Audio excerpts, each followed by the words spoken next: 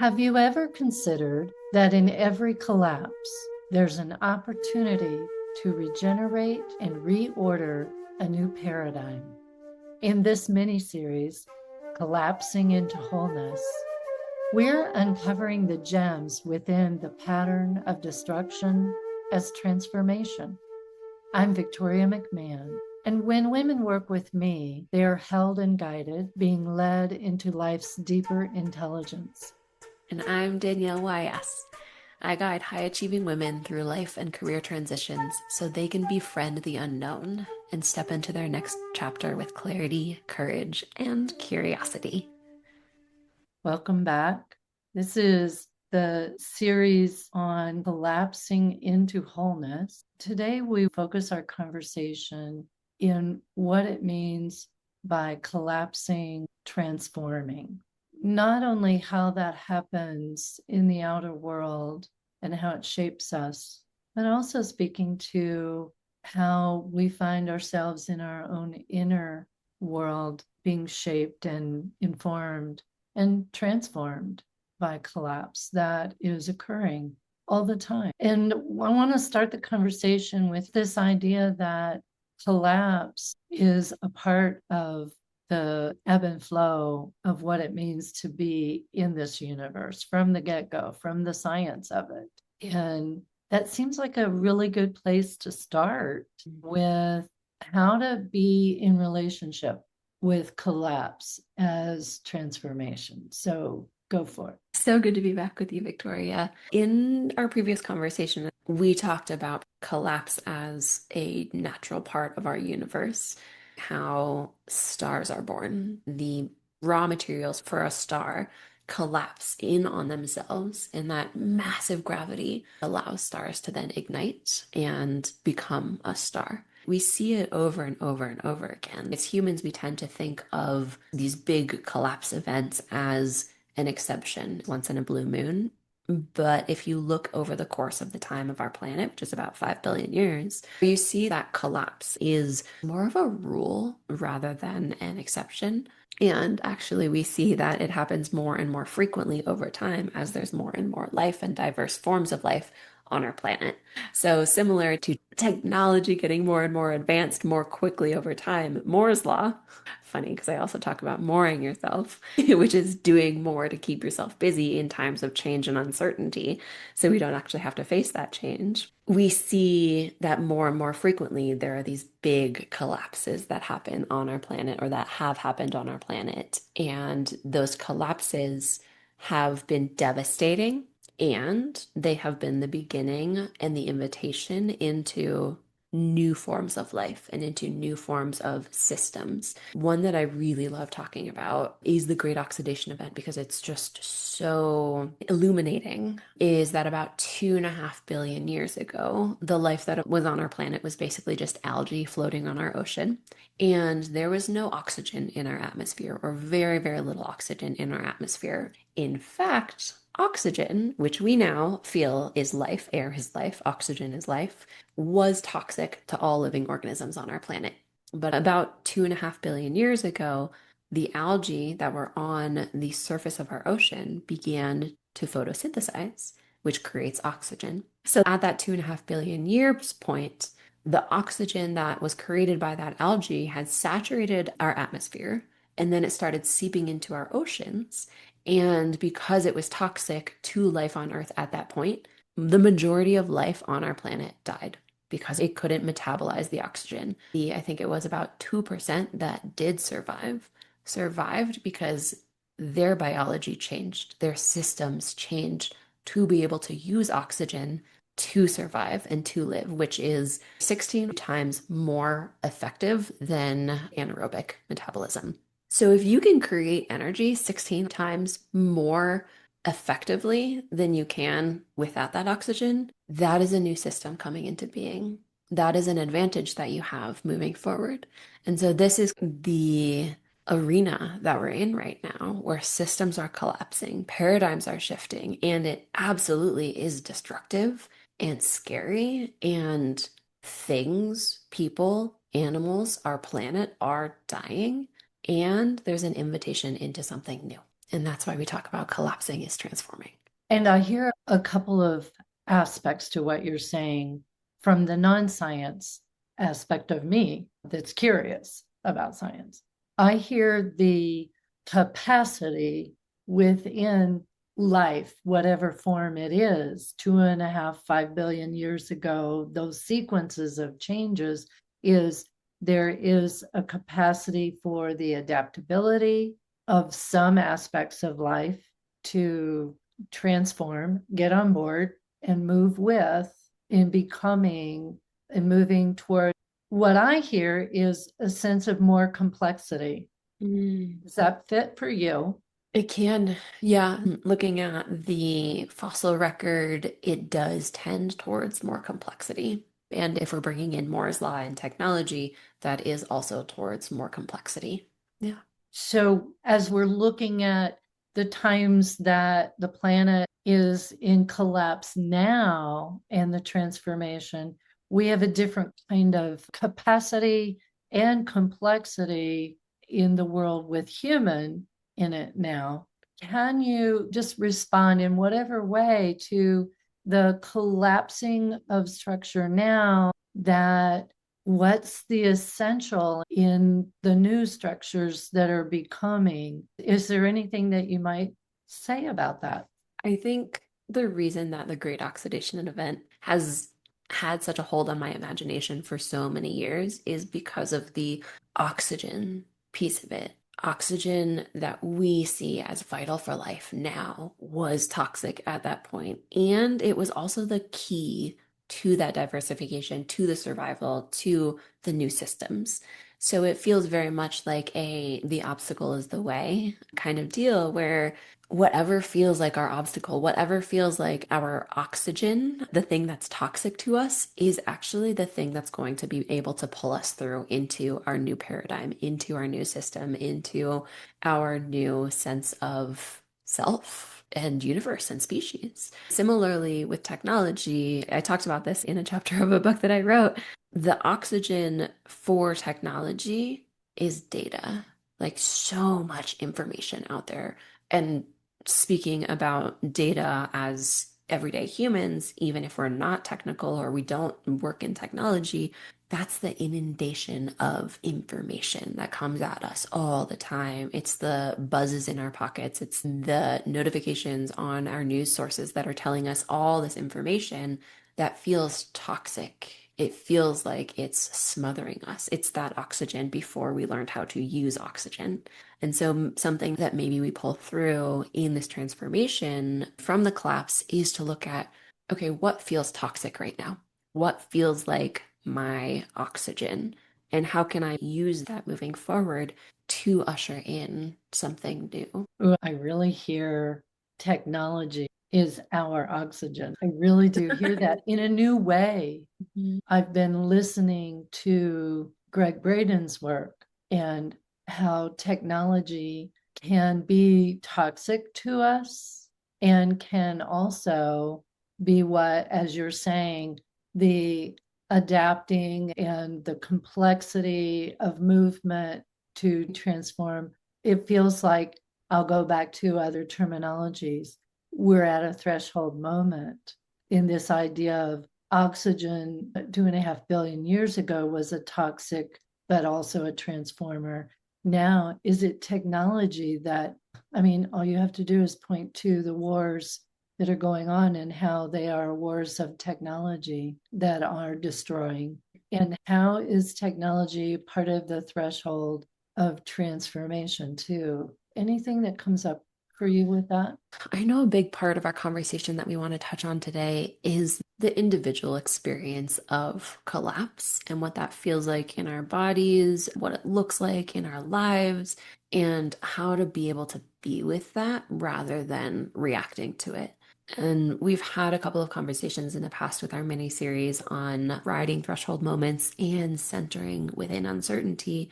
In bringing technology back in, technology can be such a tool for us to be able to move into this next era and most of us use it as a coping mechanism or a numbing mechanism, which is interesting because it's also the thing that can trigger us so much, where we get that news flash and then we go into trigger mode. In order to cope, in order to self-soothe, we scroll and scroll and scroll and scroll.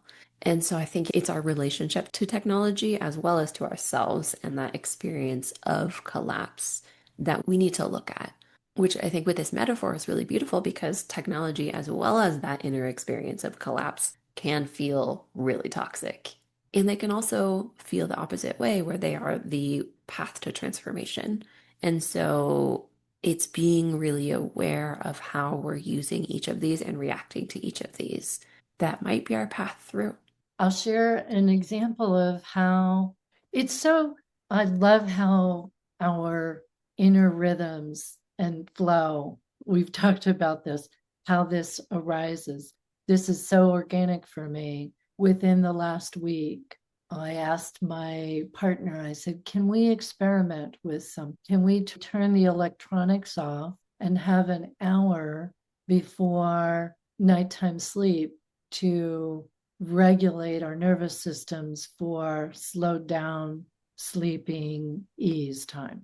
And so while I'm using technology to do it, I'm not using it in the way, the scrolling way and the numbing out, those kinds of things, that we are placing the phone on the audible book that we're reading, listening to, and we're letting this listening inform our system about who we want to be and how we want to be. And it's only been a few nights, but I can see the difference in how our nervous systems are regulating after doing however much scrolling or TV watching or on Zoom or whatever the technology of the day has been, and how 1 hour at most soothes the mental, emotional, body system. And both of us are just going to sleep just so easily. Mhm. So I'm like, okay, that's using the technology in transforming. And I just started doing it. And now we have this conversation. And that's what I love about being in time with you. And that's another conversation we'll get to. So I digress. No, I love that. And I already heard you say that in going to bed, using technology as your transformation has helped you fall asleep more easily.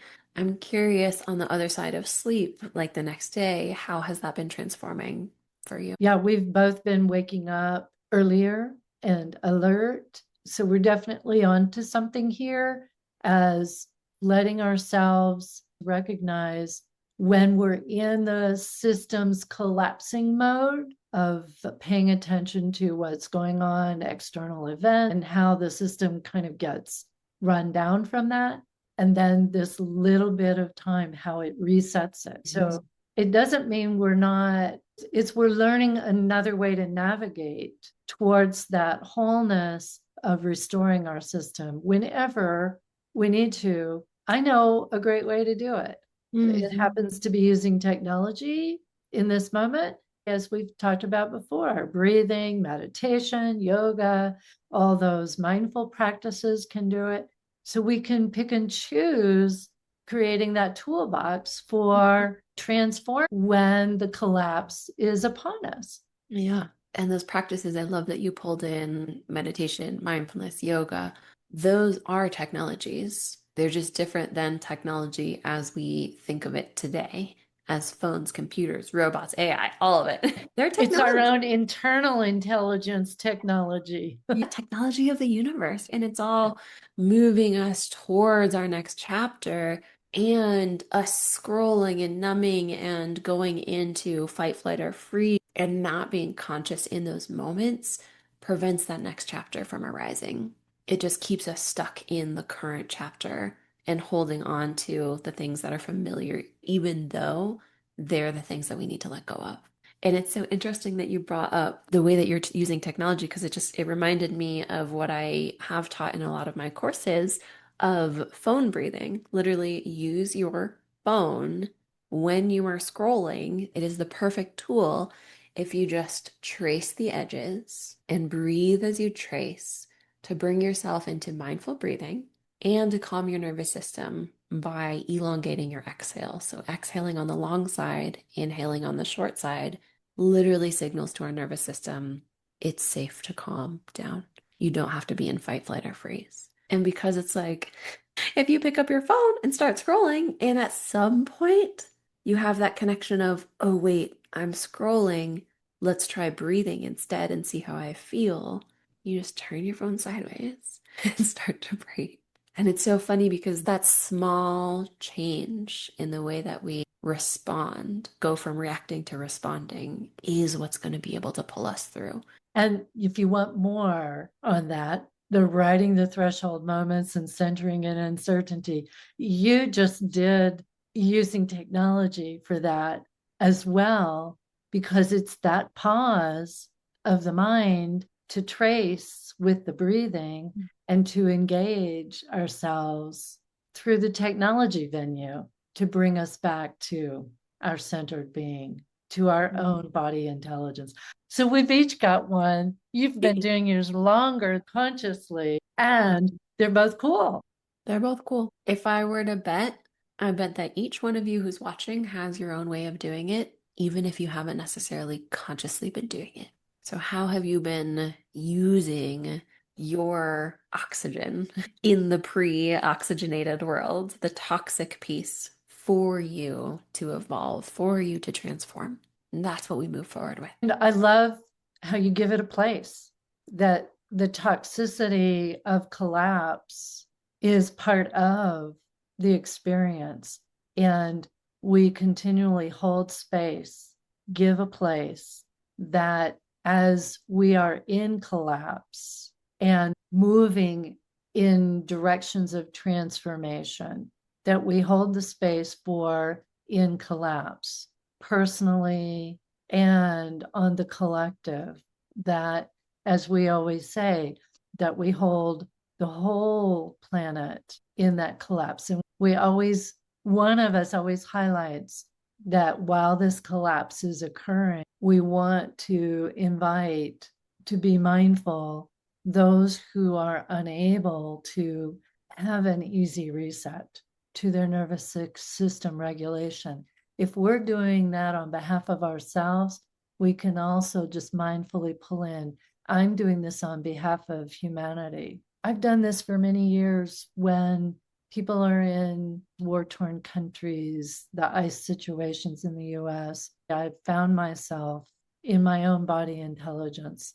When I have the luxury of taking a shower, I shower on behalf of those in refugee camps that don't have access, in order to soothe their physical, mental, emotional systems. And so I can do the same thing when I'm tracing my phone.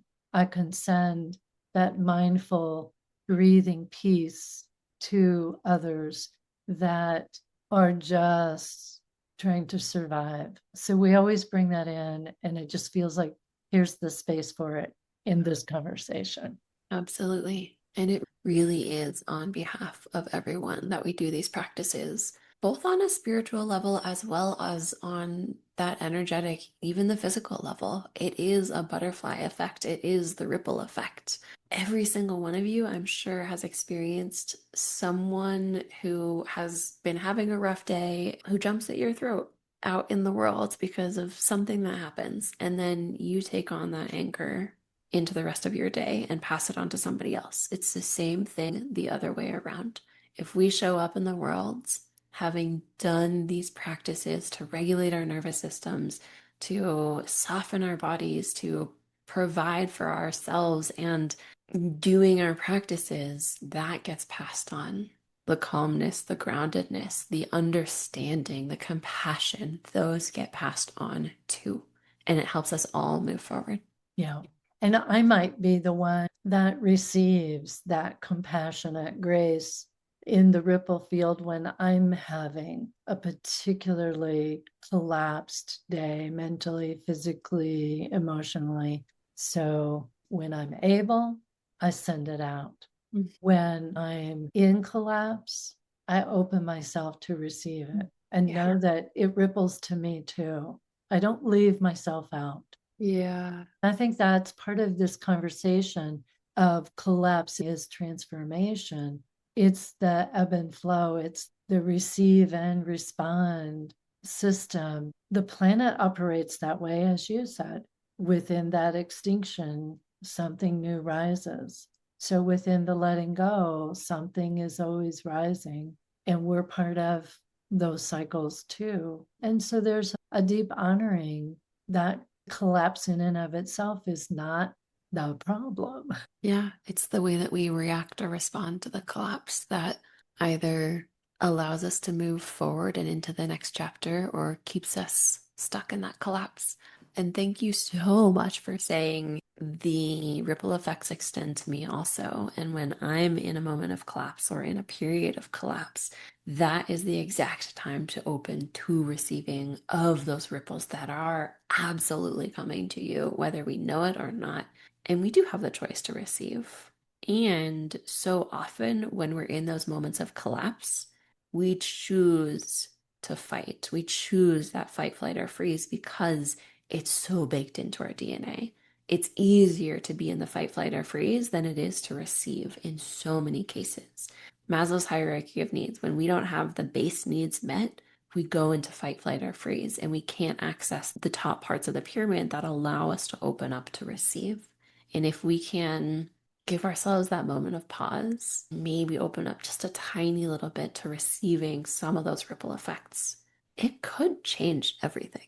And I feel us moving towards the next conversation in the series in this. Mm-hmm. And so I'm going to like throw out that little teaser to your scientist brain and to everyone else to say, come listen again, because as we've spoken of before, the intelligence of the universe, the living universe that we're in, we live in the rippling through this quantum field. And so we want to talk about this idea that not only are we rippling between one another, but the whole field of consciousness, the whole universe is naturally rippling to us and we back to the universe. And so we're held in that. So if we can, as you said, invite just a little bit of opening, maybe we can open up into the greater intelligence of the field of source, all that is, so that we can feel that rippled intelligence soothing and nourishing, just like the sun nourishes the algae, and that algae goes through this transformation and creates oxygen, and we become a different kind of planet that holds a diversity of life. And so that we become part of all of the different distinctions of this planet that are life. And we hold that sacred in Mm-hmm. relationship. So good.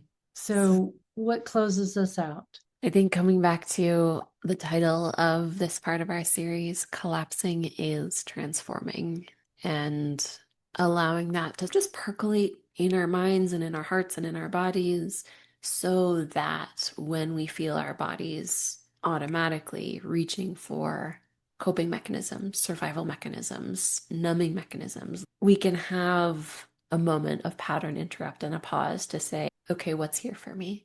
What is my oxygen that I can embrace to pull me through into my next evolution, our next evolution?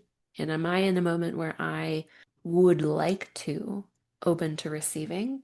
Or am I in a space where maybe I can do an act on behalf of humanity in our planet, in our beings? Thank you.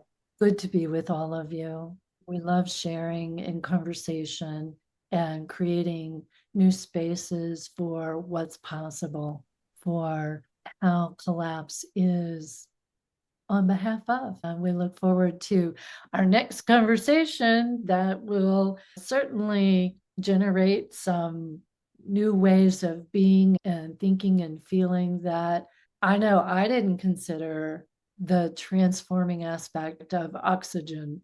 That was new to me, this story. That like deeply holds every breath I take in a whole new transforming way that I'm in relationship to oxygen. So I thank you. Yeah. And We thank you for listening with us and look forward to your comments.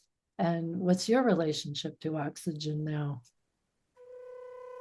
Thank you for diving deep into YSM conversations with us.